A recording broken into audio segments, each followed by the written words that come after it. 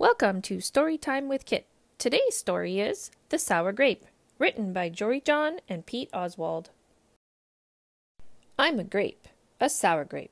Grrr. If somebody upsets me, I'll remember it. If somebody wrongs me, I won't forget it. If somebody insults me, I'll never ignore it. Nope.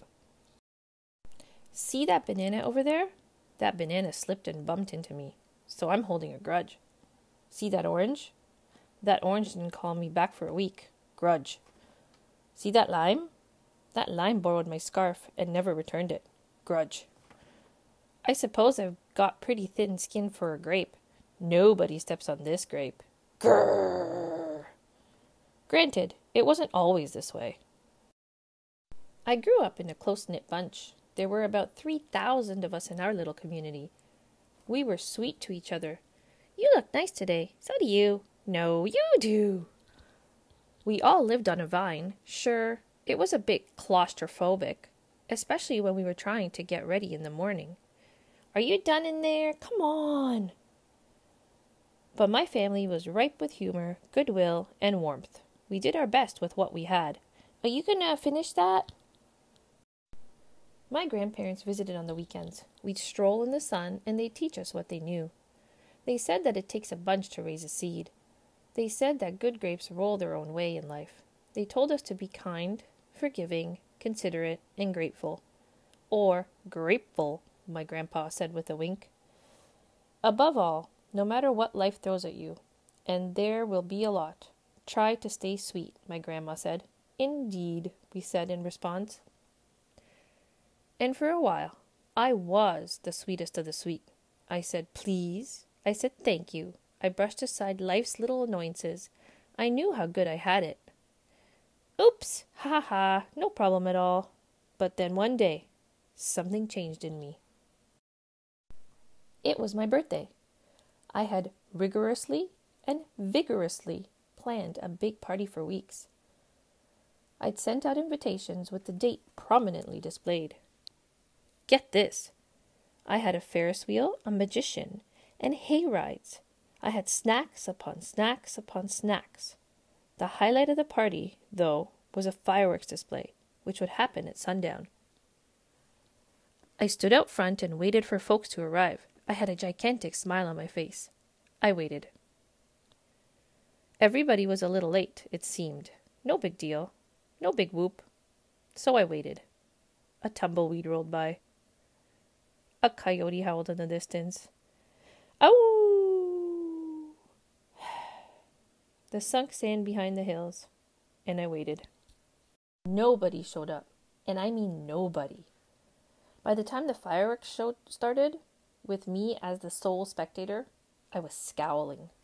I considered everybody I'd invited, and only one thought came to mind. Grudge, grudge, grudge, grudge, grudge, grudge, grudge, grudge, grudge! After that, my personality became something else entirely. I went from a sweet grape to a bitter grape, to a snappy grape. Who moved my chair? Finally, I became a sour grape. Grrr. I started holding minor grudges that eventually became major grudges. Why don't you watch where you're going? I scowled so much that my face got all squishy. You know what? Don't even bother calling me back. I took my grumpiness out on others. Are you ever going to return my scarf? And that's just how it been. Day after day, week after week, month after month, grudge after grudge. But something happened recently that changed my thinking.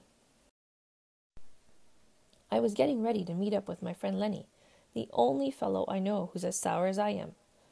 Lenny and I usually go to the park, where we sit on a bench and rant about stuff. But just as I was heading out the door, I bumped my knee. Oof! After I bandaged myself up, I discovered I had a flat tire. What? Then I missed the bus, and the next bus was late. What? Finally, I got off on the wrong stop. Sheesh! By the time I arrived at the park, it was getting dark. Lenny was fuming and furious, with a frown and a furrowed forehead. His face looked all squishy. We agreed to meet at exactly 4 o'clock. You're 3 hours late. I tried to explain why I was so tardy, but Lenny wouldn't listen. He'd already made up his mind. He'd formed a huge grudge, and he wouldn't budge. I couldn't believe it. How unfair, I thought. How ridiculous, I thought. How similar to the way I would react? Lenny was pretty worked up. He was pacing back and forth, emitting occasional grumbles. His tone was tart. Besides, it was nice out. I noticed the sky changing colors, the melodic chirping of the birds, the evening breeze, the buzz of the park's insects come alive at night. I suddenly felt grateful and peaceful and calm. Had I been missing all this simple beauty because I was too busy complaining? Meanwhile, old Lenny stormed off, muttering something about disrespect and lack of consideration. I'm pretty sure I heard him add a grr, too. I walked home. I pulled a dusty box out from under my bed. There were old family photos inside. I spotted myself in one of the pictures. I was so sweet. I knew that little Grape from the photo was still a big part of me, deep down. It would just take some work to get back there again. And that was the exact moment I found the invitation I had sent out for my infamous birthday party, the one where nobody showed up. It said May 31. But wait a minute. Here, my birthday was on May 21. Alas, I'd told everyone to come on the wrong day.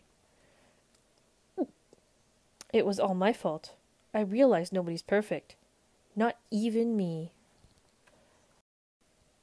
After that day, I started noticing other things too, like how remaining sour all the time is so draining.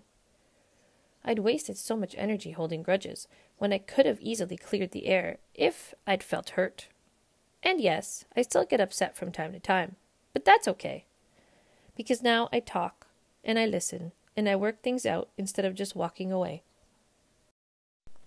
My sourness is fading. I'm letting go of all my grudges. And hey, it's working. Slip-ups happen. I'm just glad you're okay. Aw, thanks. That scarf looks sublime on you. Why don't you keep it? Really? You're the best. Aren't you glad we got to catch up? I'm so grateful that we did. Sure, sometimes I still let out a little grrr when I'm frustrated, like this. Grrr! But then I move on. My face is less squishy too. Oh, and don't worry. Things are okay with Lenny again. Gosh, sorry I'm late. You must be furious. No big deal, my friend. You know what? If you look at things in the right sort of way, and if you remember to be kind, considerate, forgiving, and grateful, life really can be pretty sweet. Yes, indeed. And that's the end of our story, The Sour Grape. Grrr. Thanks for listening. Please remember to subscribe for more storybooks. If you want to hear something special, send me an email. Bye.